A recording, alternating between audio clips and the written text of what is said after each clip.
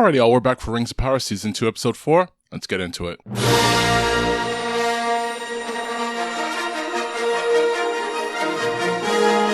Opening up on Gal and Elrond in the Grey Havens, preparing to leave on their journey. They're talking about assembling their team and Gal as being her same charming self. We shall need an archer, 2 swordsmen. I trust you can recommend a set? Trust?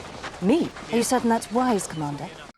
Yeah, I don't see why anyone would trust you, Gal. Especially Celeborn. It's funny, the show is trying to, I think, make Galadriel into this awesome character. She is the main character after all. But I do not think the show has done the best job really showing who Galadriel, Teleren Quenya Alatariel, is. The Lady of Lorien, the Lady of Light, the Lady of the Galadrim, the Lady of the Wood, the Mistress of Magic. She saw the trees. She participated in the rebellion of the Noldor. She was the princess of the Noldor. Nysa Fëanor. I mean, if you want to make her this arrogant, petulant, brash character, then make it because of her royal birth. Make it clear that it is a character flaw that will change with her being humbled throughout the series. But I think this is just her character for the show.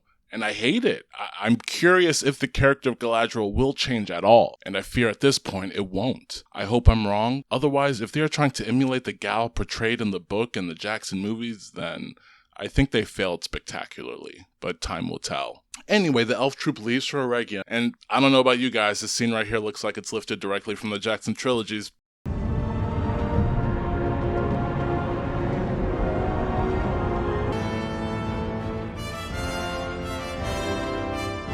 Just the way it's shot with the camera moving, and you have a team of people running across the landscape. Let me know what you think in the comments. Maybe I'm reaching. The elf party arrives at a bridge on the way to Eregion that's destroyed. Elrond says it looks like the bridge was destroyed by lightning. Galadriel says it's the work of Sauron. This made me think of this scene from the second episode. That you are a messenger from the Valar, sent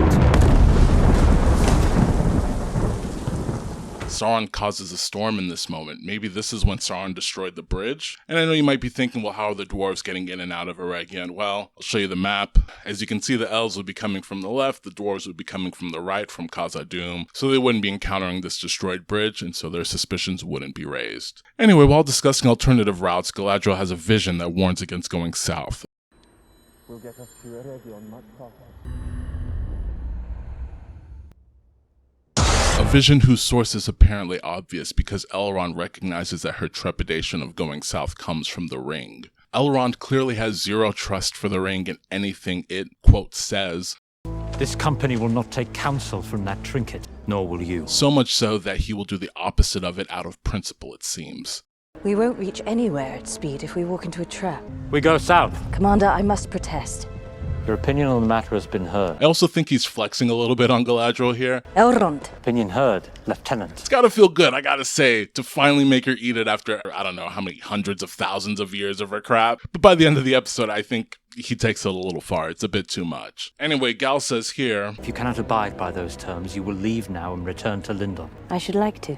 Then why do you not? Because I do not wish to see any of this company slain, including you. this chick is lying. She doesn't want to leave because she wants to see Sauron. Come on now. All right. All right. Been putting this one off, but here we go. We're transported to Rhûn where Gandalf is...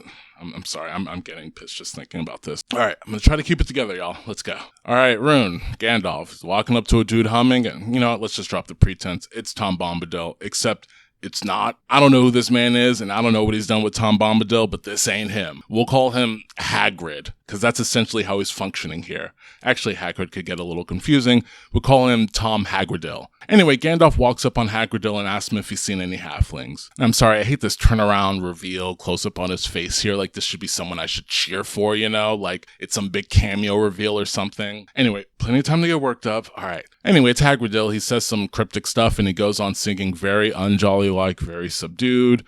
Hey, doll, merry doll.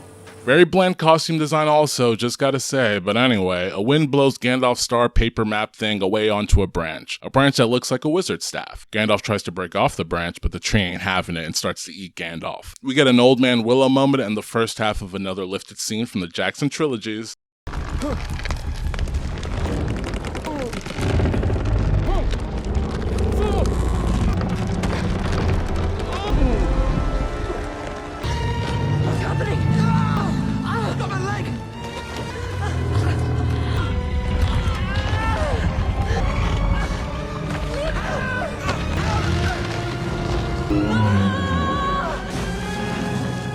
Across the desert, we see Nori and Poppy, whose bodies are completely broken from being thrown miles in a sand-torn... Oh, they're perfectly fine. Never mind. We get a shot here that made me check if Tarantino directed this episode, and the not hobbits jump off a cliff to escape Tusken Raiders. They run into a, I don't know, desert hobbit? A store. Another term for a hobbit subspecies that's been repurposed for the show. I wonder if the fallow hides will be making an appearance sometime soon. And we have this moment. What's an orphan? Well, you are. Who are you exactly? I'm nobody. Well, you can't be nobody. Well, if everybody calls you nobody, doesn't anybody call you somebody? Well, my mum calls me Mary Mac. I'm Poppy.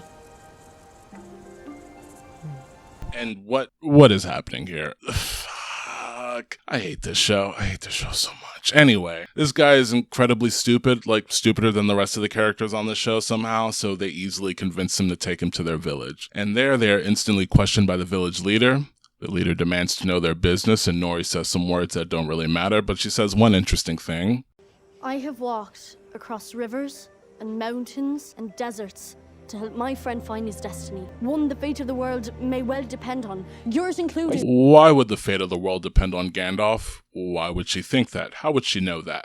What has happened to make her think that the fate of the world is at stake? I mean, neither she nor Gandalf truly know who or what Sauron is. How can she know Gandalf's mission is so existential if she doesn't even know Gandalf's mission? Whatever. Anyway, they let slip that Gandalf is a wizard. This friend of yours, who is he anyways? He's a wizard. Which reminds them of the evil moth wizard from before, working with the Tusken Raiders and the Two Pale crew. That gets them locked up. Which brings us to our next scene. The Tusken Raiders give a status report to the evil moth wizard of what went down in the previous episode, and the dark moth wizard channels his inner Thanos. Let the Harfoots be your sole concern. I will see to the Eastar myself.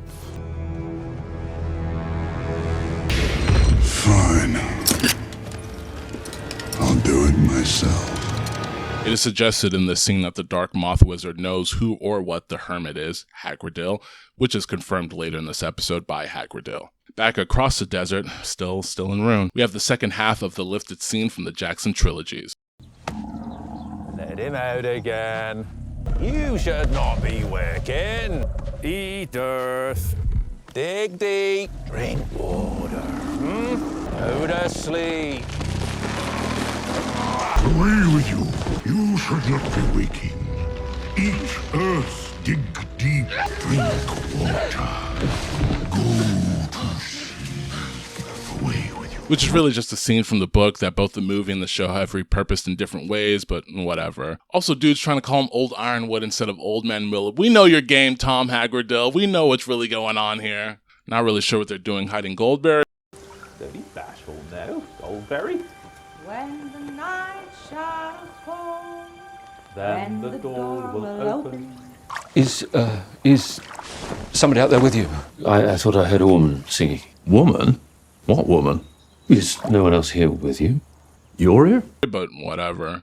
I'm gonna be honest, I just have to say this for a second. Like, this dude doesn't feel like Tom Bombadil. He feels like Obi-Wan Kenobi. Tom Bombadil is, well, we don't know what he is, but he's not a wizard. He is, as the show says, the eldest. Not a Yoda, not an Uncle Iroh or a Master Roshi type dude. This dude is just doing magic casually. I think in part as an effort by the showrunners to convey how powerful Hagridil is, which I think is unnecessary and poorly done, frankly. Anyway, Tom and Gandalf talk for a bit, and I don't even know if Hagridil smiles once in this whole sequence. It's crazy. I don't understand why this dude is so serious when he is such a not serious dude in the books. They talk about how old Hagridil is. They repurpose a few lines from the book. Tom does a few more magic tricks. Etc. Etc. Etc.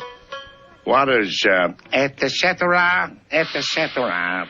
mean in Japanese? We see the top of Tom's dwelling and we see these markings. Maybe incantation circles, star maps, who knows. Wait. What? You're not the first Eastar who's eaten honey by my fire. Years ago, there was another, the Dark Wizard. So, Moth Wizard is an Istari? Who is he? Is he a blue wizard? What Istari is he? Oh God, what is this show doing? What is this scene? What is all of this? Oh my. You believe his evil will spread? Not without an ally far more powerful even than himself. Sauron. If these two flames combine into one, there will be no end to burning till all Middle-earth is ashes. Tom doesn't give a fuck about this. What the fuck is happening? Tom, in the books, look, just so you guys know, I'm not trying to be a book purist here, but in the books, when Tom saw the One Ring, he couldn't give less of a fuck. He put the ring on and nothing happened. Didn't go invisible, nothing. This dude is built completely different.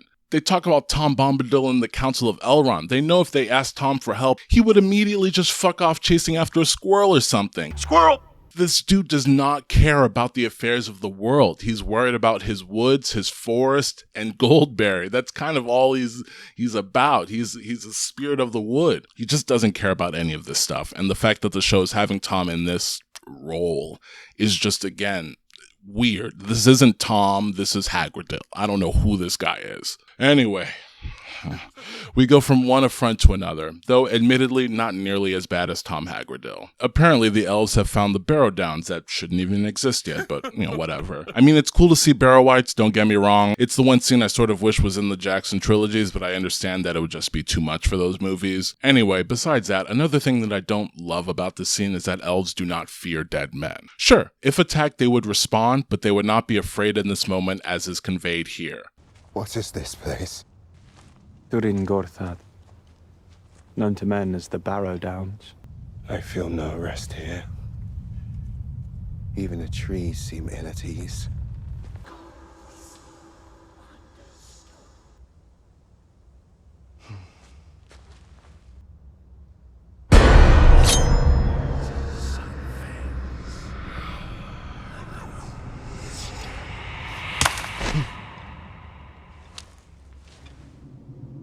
For a moment, I thought I heard. Death does not scare them. That's why Legolas had no problem going into the paths of the dead. Well, this is a thing unheard of. An elf will go underground. When a dwarf dare not. Oh, I'd never hear the end of it. Anyway, while they're in the Barrow Downs, they stumble upon the remains of the message bearers that Gil-galad sent out earlier this season. Their barding is from Lindon. The king sent a dispatch to warn Celebrimbor. The fact that the messengers took this path means that the bridge was destroyed even back then, which makes me again think that this scene... But you are a messenger from the Valar, was the bridge being destroyed. Also kind of ridiculous that Gil-galad merely sends a messenger or two to let Celebrimbor know that Sauron is back! You would send a whole company of troops, but whatever. To be fair, the elves taking this path instead of going the long way makes sense because, again, elves are not afraid of stuff like this. Anyway, the Barrow Wights attack, and of course the Black Elf gets killed first. Dive on! Don't let go!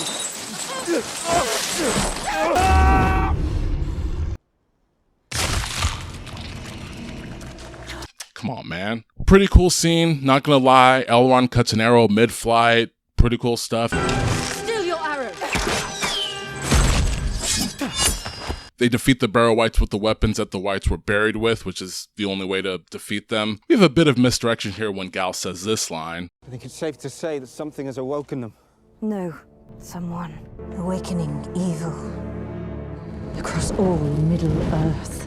And then immediately after cutting to a scene of struggle that we will find out was caused by Ents and Ent wives. Obviously, Ents are not one of the dark forces awakened by Sauron's dark powers and influences. And I gotta give myself the old Barry Horowitz here and say, I was totally right in the last video about it being Ents and Ent wives. Maybe that was obvious, but hey, I was right. The Southlanders survey the area looking for Theo, but do not find him, and then discuss what to do about the wild men. Some of them straight up want to go to war over this. I say we raid their camp. We'd be starting a war. We're already at war. Which is crazy because they would probably lose that war. And anyway, Theo got himself captured. It's not like he was kidnapped or whatever. Speaking of, we don't even know what Isildur told people will happen, but whatever. Knife Girl drops a tip on where to find wild men. We've got to keep searching. We could canvass Eastfield Glen. Whispers are wild men camp there. You'd do better to look north. Why no? Which piques Arondir's suspicions. Uh-oh. We have this scene. You missed a spot.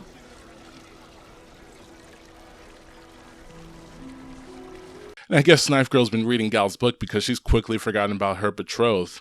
R.I.P. Celeborn. Arondir confronts and exposes Knife Girl as a wild man, and she's put in fetters. You say you spent time among the wild men, Estrid. How much? I wasn't exactly among them. I was hiding. Did they ever do you harm? Arondir, what are you... I ask because I noticed a wound on your neck. Looks to be recent. No, that was my fault. I fell asleep by the fire. I should have put it out, but then I was cold. It was foolish of me. We all do foolish things sometimes, especially in moments of hopelessness.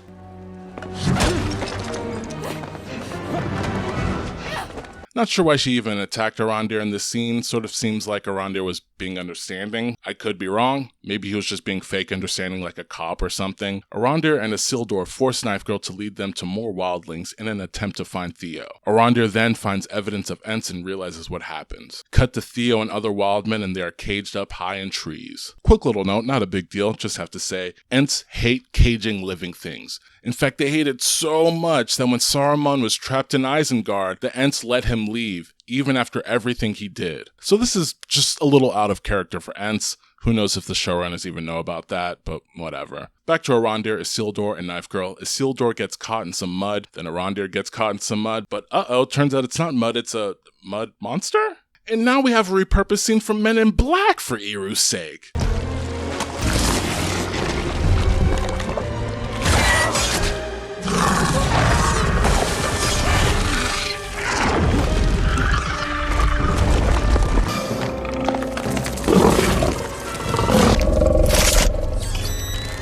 Too late.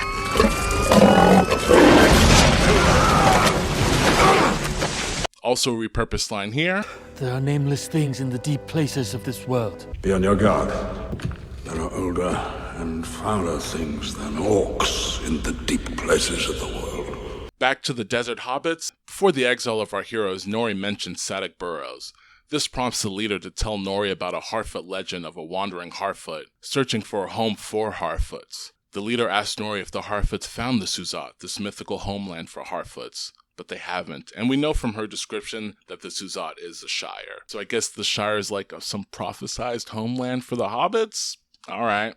I guess the showrunners are trying to tell us that this desert area is birthplace of all halflings, which is interesting. The Tusken Raiders show up and slap the long-bottom leaf out of the village leader's mouth. To what do we owe the pleasure? What did the five fingers say to the face? What? Slap! The Tusken Raiders ask for the halflings, but the village leader feigns ignorance, and that's the scene basically. Cut back to the elves in the forest, and we have this line. I know you believe this ring is deceiving me, but I believe it is guiding me. Yeah, lady, that's what he's worried about. He doesn't trust the ring. That's the whole problem. Anyway, we have this heavy-ass line by Galadriel. Is there no point at which the cost of victory becomes too great?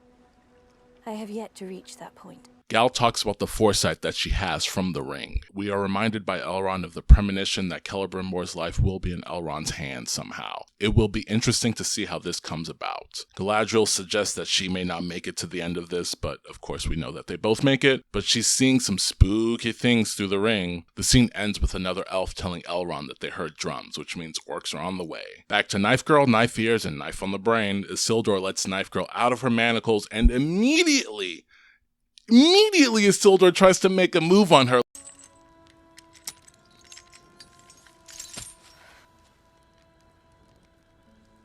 I'm sorry. So am I. Like, dude, chill. But she uses that as a chance to take his sword, not that sword, and hold it to Isildur. Forgiveness doesn't come to folk like me. At first I thought they were going to say that she was evil from the first we met her, but no, she just doesn't trust them, which is fair. It will be hard for her to be accepted for sure in that community. But of course my boy Arondir has all the contingencies covered, drawing an arrow on her. Before anything can happen, an Entwife busts on the scene and knocks Knife Girl away. She should probably be done after that, but, you know, she's fine, whatever. Before turning to Arondir and asking him if he's ever cut down a tree, which, as we know,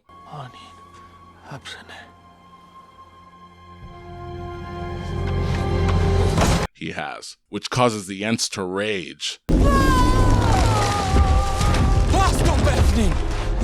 Eventually they calm down and begin to talk to our hero. And not gonna lie, y'all. I mean, fellas, the ant life, not bad. You know, I kind of see why Treebeard was so upset to lose him. I mean, be honest, fellas. I mean, come on. You know, I'm joking. I'm joking.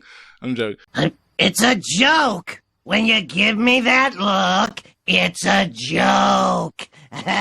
Anyway, there's talk of peace and of forgiveness, and I actually really, really love this scene. It was quite beautiful and deals with motifs that you would expect to find in Tolkien. Forgiveness, redemption, peace, and I think it's beautifully written, performed, and scored. I will say that. The prisoner is kept by Ents are released, and be honest, everybody, did anyone else think that this chick was actually betrothed?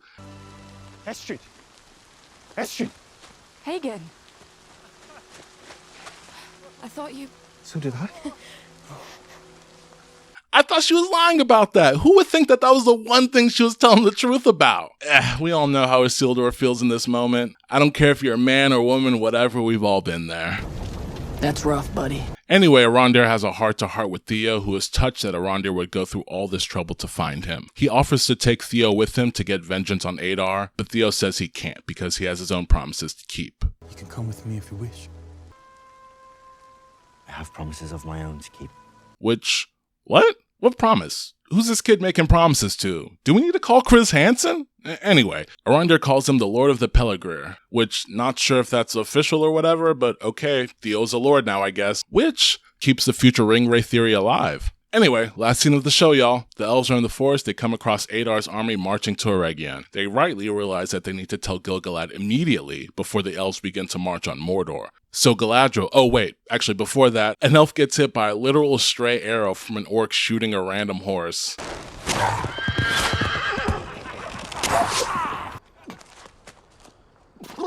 And Galadriel uses her ring of power to heal him nearly instantly, that's okay. All right, we're doing that now. She then gives Elrond the ring and tells them all to leave while she buys them time. And then we have this awesome scene, Galadriel fighting all these orcs. Cool, stylish, all that. I'm not going to nitpick, whatever, it's cool. Okay, one nitpick, sorry. Her hands right here when she picks up this lantern, they should be messed up, right? I mean, when Jon Snow threw a lantern at a white, it burned the hell out of his hand. Like, it was a major plot point for the entire book. It was a plot point for the show.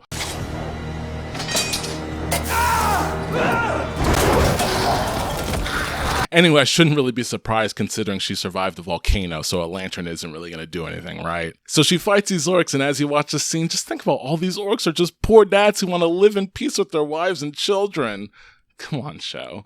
Anyway, coming to the last of the episode, Elrond, not giving her any credit at all, says that she did what she did for the ring, not for them.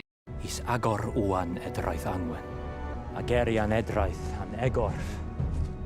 And to be fair, this is what I meant before by he may be taking this a little bit too far. I mean, Galadriel has been his friend for hundreds of years. That still needs to be said. That should still mean something. Anyway, Adar returns and he's captured Galadriel. That's the end of the episode. I want to thank you all for listening this long. I'm so sorry I'm behind on uploads. Them releasing 3 episodes at one time just really messed me up. And you know, this is a one-man show. I'm just trying to put out quality videos as quickly as I can. So thank you so much for watching. Please like, subscribe, share, comment. You know, even if you didn't like it, like anyway, subscribe, don't be an asshole, help me out, all right? This has been a dream of mine for a while, and I'm sad that I'm starting so late, but I'm glad that I'm actually starting. So once again, thank you so much for watching, and I hope to see you in the next one. Love and peace.